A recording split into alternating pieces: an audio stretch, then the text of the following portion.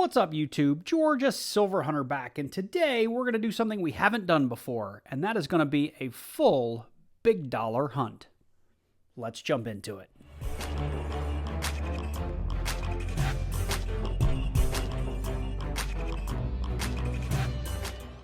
So I was at my local Wells Fargo, and it was the same day actually I picked up that last like $25 worth of full copper pennies. And I asked if they had anything else interesting, and the lady said that they had 4 rolls of big dollars and some loose ikes. So I said, go ahead, just give them to me. I'll buy them all, because what I was really hoping for was that one of these rolls might be a full roll of Peace dollars or Morgan dollars. And I won't lie to you guys, I couldn't resist the urge. I did crack the enders just to check to see if they were ikes, or maybe was I going to get super lucky. And the enders that I checked, they were all Ike. So I have to believe these will be entire rolls of Eisenhower dollars. So that said, a little bit of information about the Eisenhower dollar. It did run from 1971 to 1978. It did come in clad, both Philly and Denver. It did come in a San Francisco clad proof. It did come in a San Francisco silver proof.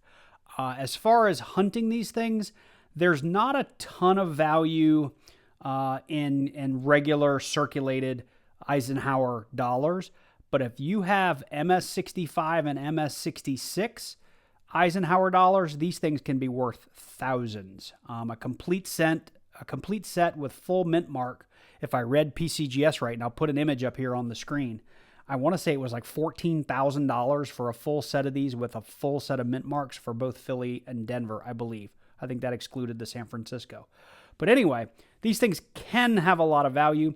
The main varieties that I'm aware of are in the 1972, and I believe it's the Type 2. It might be the Type 3 that's really, really valuable, but I'll get into that as we get into the video.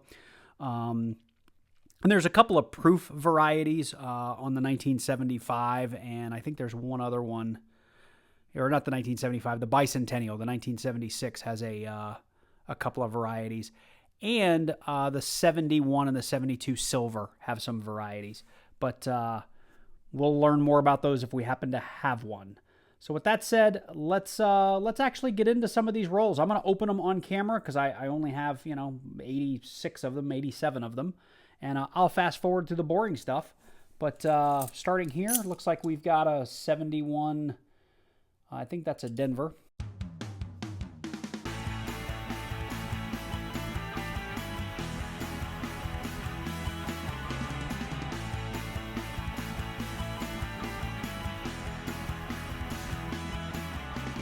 Okay, and roll number 4.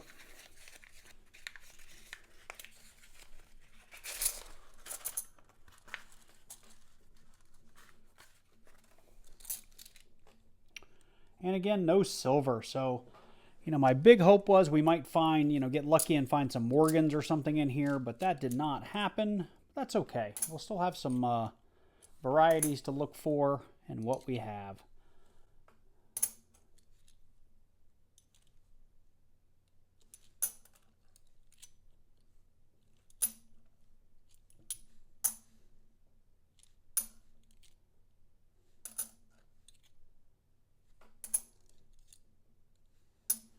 All right, now that looks special. That's either been polished or that's a proof. Yeah, that's an S. I can see it. I don't even need to get my scope out. That is definitely a proof. So that's pretty cool. It is clad, but I don't think I have any proof Ikes, so I'll take that. Well, I guess I do in mint sets, but I've never seen one out in the wild. Okay, well, there we have it. We've gone through every roll just to sort by date. I don't have the count, but it looks like wherever this came from, 73 was a tough year. I haven't really looked at mintages, so I don't know if maybe 73 was a lower mintage or not. I'll look that up and get back to you guys. We do have a lot of 72s to check for the type 1, 2, and 3. We did have 74Ds. Of the Bicentennials, we have the most of the Bicentennials, and it's funny we only got one Denver. The rest are all Phillies. But we did get a 77 Philly in Denver, 78 Philly in Denver. I'm sorry, I I have these off. I'm sorry. 78. I created wrong piles. But there we go. 77 Philly in Denver, 78 Philly in Denver. And this one proof, which is pretty cool. So I'm going to stop the camera here for a minute. I'm going to look these up and get back to you with some additional interesting information. So I pulled out my handy dandy red book, and if you don't have the red book and you're getting into coin collecting, it is probably one of the best books you can get. I have a link in my description down below to my Amazon affiliate link, so I'll make a small little commission if you purchase this book through my link. But this is a fantastic book. It has a lot of really, really good information in it. I use it all the time. I will say the pricing in it, you kind of have to use with a grain of salt. I always check when I look at prices what Redbook says. I check what PCGS says, and then I look on eBay for comparable values. And the reality is, in a private sale, it's going to be somewhere in the middle of those three, or probably closer to what eBay says. But this does, at least give you an idea of what coins you should be looking for higher values. So, just looking here immediately, the 1972 Variety 2 and an extra fine at $10, that's going to pique my interest. I want to go find that before I look at anything else, right? And if I have a really, really nice one, it could be $1,500. That said, I mentioned the 73 was in here, and was it a tough one to get? And it turns out, yes, most of the coins, 47 million, 68 million, 92 million. Well, the 73, only 2 million of the Philly in Denver. And if you read the footnote, the 1973 was only released in mint sets, and unissued coins were destroyed. So 73 is a tougher year to find, and that's probably why you see a little bit kind of higher values for it here in the MS63. But there's that, and apparently there are a couple other varieties we'll be looking for in the clads. There is a variety 1 and 2 on the bicentennial, so we will be checking those. It looks like we are looking for a high relief, what is it? There's a sharp design and a low relief bold design in the bicentennials. So as far as varieties go, this gives us something to hunt for the two biggest stacks of coins we have. Looking very quickly. So sorry for the pause there. When I was looking at PCGS, for some reason I thought this was a 1971 San Francisco, but it's a bicentennial. So this also has a Type 1 and a Type 2, and we'll be checking for that as well. So we'll put that over here. So let me get the mat cleaned off. We'll get the 72s and the bicentennials pushed aside, and we'll start looking for varieties. Okay, so we're going to do a lot of this hunt really on my computer so we can get a better look at the scope. But I did want to start here with PCGS just to show you guys. There's actually more varieties in here to look for than I originally thought, but it's not too many. The 72 does have a Type 1, 2, and 3, but the 71D also has a Friendly Eagle variety. And I've just pulled up some information here. I've used the same web page on my last Ike video where I talked about the 72, 1, 2, and 3 in more detail. But there's the Friendly Eagle reverse versus the common reverse. And it's just meant to be, there's like an angry eyebrow, and then that kind of angry eyebrow is missing. That's really what we'd be looking for under the scope. So we'll be looking at some 71Ds to see if we can find any Friendly Eagles. Of course, like I said, the 72s we'll be looking for. And then we don't have any silvers. We do have some clad bicentennial right here. There is a Type 1 and 2, and I showed that in the red book, so we'll be looking for those. And the rest we don't have. There are some additional varieties within the proofs. And I'm not going to get into those because we're not going to be looking at them today, but there's a lot more varieties there. And as well down here in the silvers, there's lots of silver varieties. So if you have a lot of silver Ikes, probably worth coming over here to PCGS and checking it out. And it looks like there's some pretty good value in some of them too. So with that said, I'm going to go ahead and we're going to pull our 71D out. And remember, we're looking for the absence of this little kind of angry eyebrow here. So here is our scope. This probably needs to be dialed in a little bit. I do have in the 71D 1, 2, 3, 4, 5. I've got 11 of those for us to look at. So here's number 1.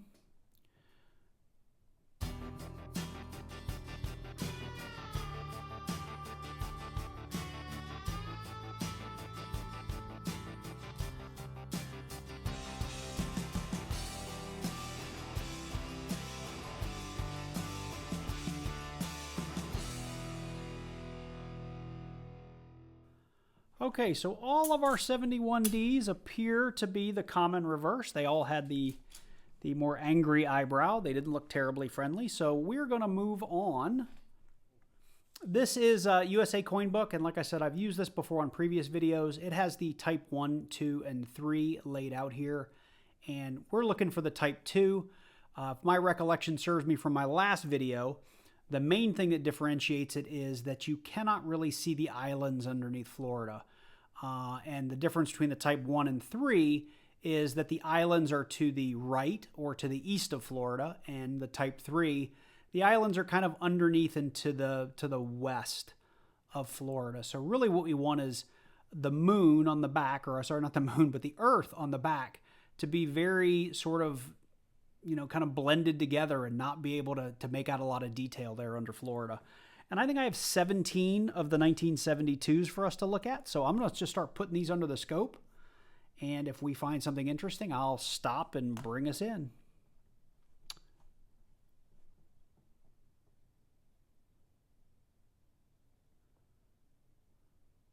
Looks like the type 3.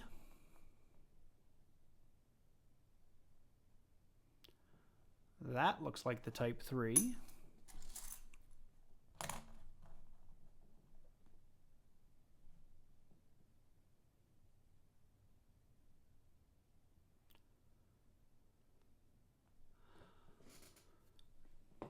So this one's pretty beat up. It's fairly damaged. I don't know if it's just a bad grease strike, but we don't get a lot of definition for those islands. Let me pull this back up and we'll zoom in a little bit.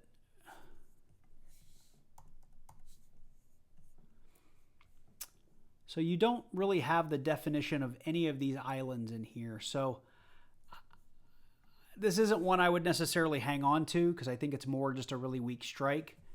And these do look like islands right here.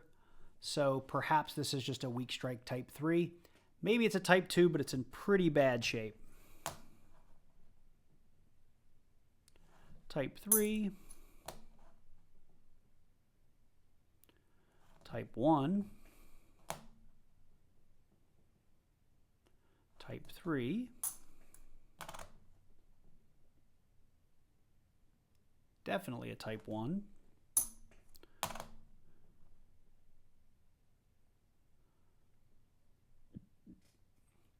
Okay, so here we have another one where I believe this, this one's probably either a really weak strike or a grease strike. It's really not a nice coin, but based on the detail here, I would say this is a type 2.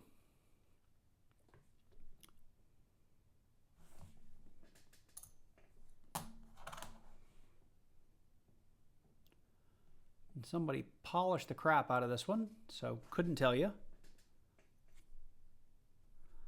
That's too bad. That looks damaged. It's a type 3.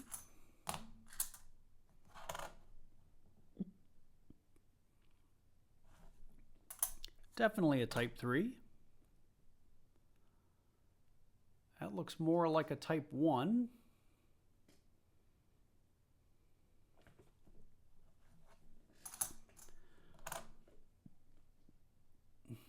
That is a type 3.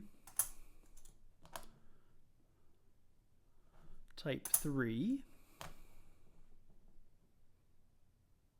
Type 3. Type 3. And our last one is a type 3. So I want to take us back over to this.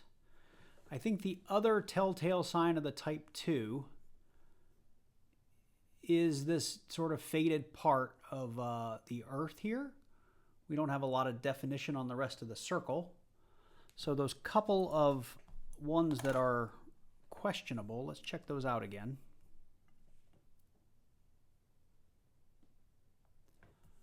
You can see how just weak this is all the way around, but our line comes up about right there.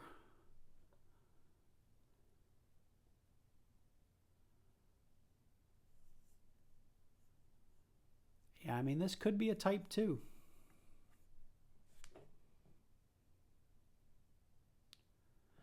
I just think it's a really weak strike.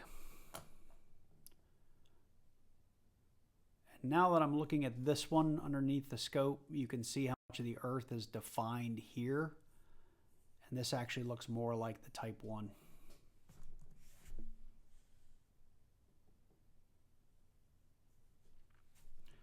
If I had to guess.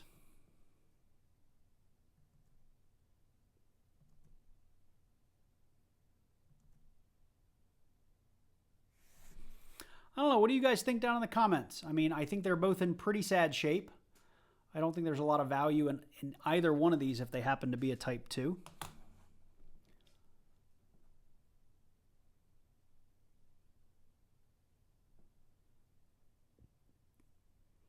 That's the second one. Just not sure, but I'll keep those aside. So we're going to come back over here to the clad bicentennials.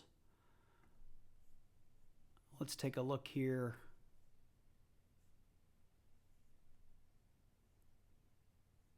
That's what States looks like on the type 1.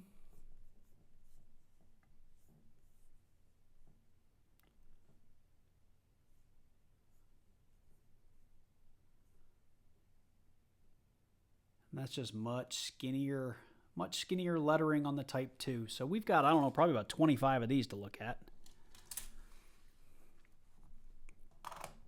So just to show you guys, here's my, did I have some, I think I had some extra Denvers in there. Let's see. Oh, I think I stacked it on top because it's okay. We'll look at it. And I'm going to have to back out on this to some degree. So that is skinny.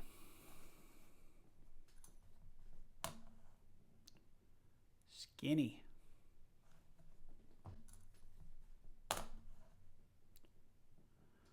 All right, we've got some classic machine doubling on this one. But it's skinny.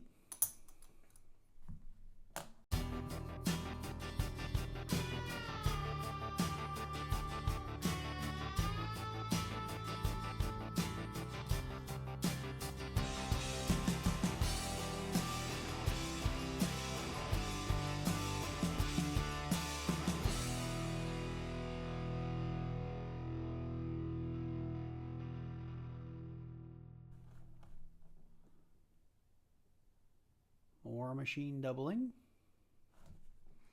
Last one.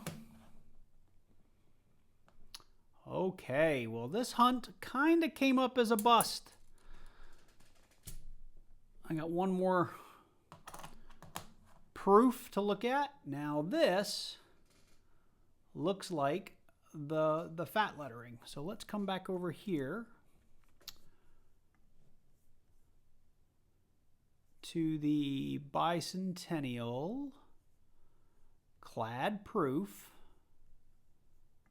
the type 1. Again, this coin's in such bad shape it doesn't really matter, but it's still nice to know what you have. Yep. So that's what we have. We have the type 1 under here. Let's just look at the type. So we had a short little hunt here for $87, I think it was, in Ike's. We got almost a complete set, just missing that 73 Philly and Denver, and it sounds like those are pretty hard to come by. We had two 1972s that arguably could just be really weak strikes. They maybe are type 2s. Neither of them are in fantastic condition, but that's okay. Let me know in the comments down below if you think they were type 2 or not. They were just really, really weak strikes, so it was tough to say. To me, though, the coolest thing in here, and if I keep any of it, I'm likely going to return almost all this back to the bank, but this proof bicentennial, knowing that it is the type 1, is pretty darn cool. So that is a coin that I'm definitely going to hang on to, and this is the one that I like from the hunt. So with that said, I don't do a lot of dollar hunts. You can tell I was figuring out a little bit of this as I went. But that's okay, because that's how we learn. So if you enjoyed this, let me know in the comments down below. If you're a big Ike collector, it's probably going to be a couple of days before I return these to the bank. So if you're interested in purchasing some of these, let me know. Shipping is going to be a lot because Ike dollars are heavy. But if you want some, I'm happy to sell them to you. That said, if you're new to the channel and you enjoy coin roll hunting, why don't you consider clicking on that subscribe button and then clicking that little bell and selecting all so you get notified each and every time I release a new video. I'll try to keep doing some interesting things and get out of my comfort zone a little bit because I've been doing a lot of the same stuff for the last year. And this was kind of fun just to do something different. So hope you guys enjoyed it. Take care, and I look forward to seeing you in the next one.